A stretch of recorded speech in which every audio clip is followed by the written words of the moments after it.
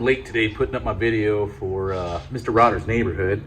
I normally post them at 5 in the morning, but today's been a little bit different. I've been working on a few other things. I threw a AHRA drag racing history video up, but also I needed to find some time to work on my daily, which was my 1985 Suburban with a 400 Buick in it. It's been kind of driving me nuts now, where when I brought it home from a road trip and it was just pouring transmission fluid out. I could not figure out what it was, and it was just running like shit ever since I put it together.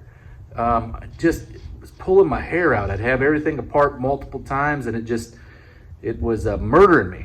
Well, I finally figured it out today after I let it sit for a while. And that's one thing, if you get a project going and you're like, oh, this kind of, I'm getting so sick of this thing, it's not right, just let the sucker sit. I mean, unless you have to get to work tomorrow, let it sit there.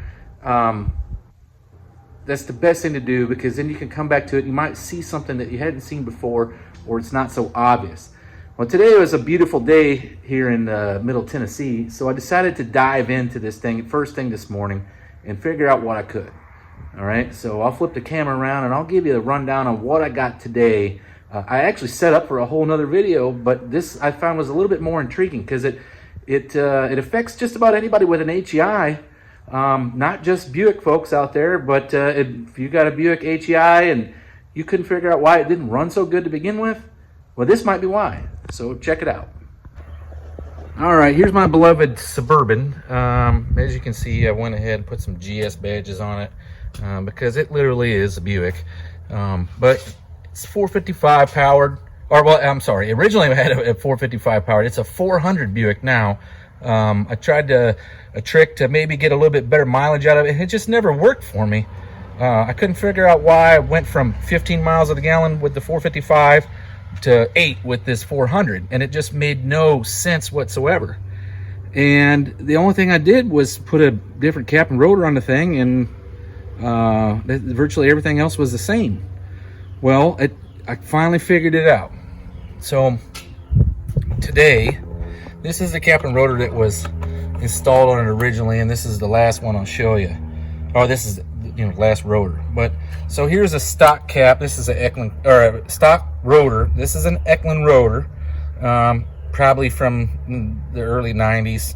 I just got parts stashed and squirreled away. All right, so here is the inside of the cap. All right. I'm sorry, the inside of the rotor. I keep saying that. Here's the inside of the rotor, and what I had noticed was when I first put this together, that the rotor was hanging up in its travel with the advance weights. Okay, so it sits down here on virtually on the distributor shaft with those weights, and then the rotor just sits in there like so. It's screwed down, and it sits on the mechanism here, and then since it's not screwed down, I can't really do nothing with it. But and then your advanced system works here, right? So as the weights come out, it gives it more advance. Well, I had noticed when I first put it together that it was binding up on the rotor, so I ground it down a little bit here, and I ground down a little bit here, and then that still wasn't enough to clear. So what I ended up doing was, if you look at the inside of this rotor here, I ground down the edges here where it was binding and here where it was binding, and then the cross bracing here. Okay, it just takes some of the strength out of the rotor. I was not too keen on it, but if you notice, I also took some out up here and on the edge here. But it seemed like my weights were hitting, and so once I ground it down, things seem to work okay. It's just a little bit of clearance issue, and it's probably because I got mixed match years of weights and stuff like that. And then today I fixed the transmission leak on it. It actually had pushed the gasket out on the pan, which I had never seen before, where it physically pushed it out. But changed the transmission pan gasket, and then I went to fire it up, didn't drive it around, and it was very sluggish, and I could not figure out why. Well, let me go check this rotor again and see what's going on. Well, lo and behold, when I took the rotor off, you can see on the weights here, this area is a bump. It's an increase in height. And it's shiny right there in that one spot.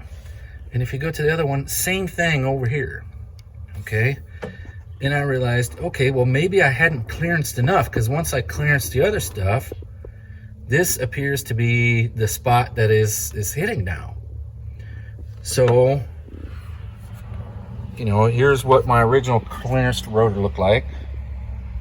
So I decided, all right, well, I'll just grab another rotor and I'll clearance it so that I know, you know, that this is the problem.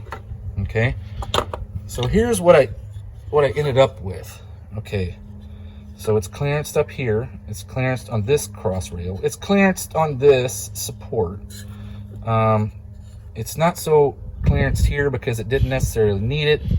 And then if you look here, it's clearanced as well. And then this one's almost completely cut down. And then I did both sides. All right. That's how far I had to take the dang thing to get the weights to clear.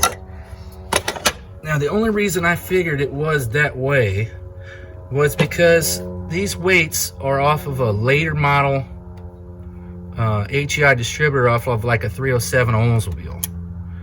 Okay, and this area is raised just enough. It's probably 20 thousandths that it causes an interference issue with the mechanical advance. I can't quite figure out how that happened. They would have had some kind of rotor on here that maybe there was an extension on the distributor shaft itself where it bolted down. But I don't know if you've ever seen this before. Let me know, because I've never had to clearance one not like that. I mean, clearancing them in the past just consisted of take a little bit off the cross bracing, but I've never had to do it this much. Just kind of wondering what your thoughts are, and maybe you guys have seen something like this before.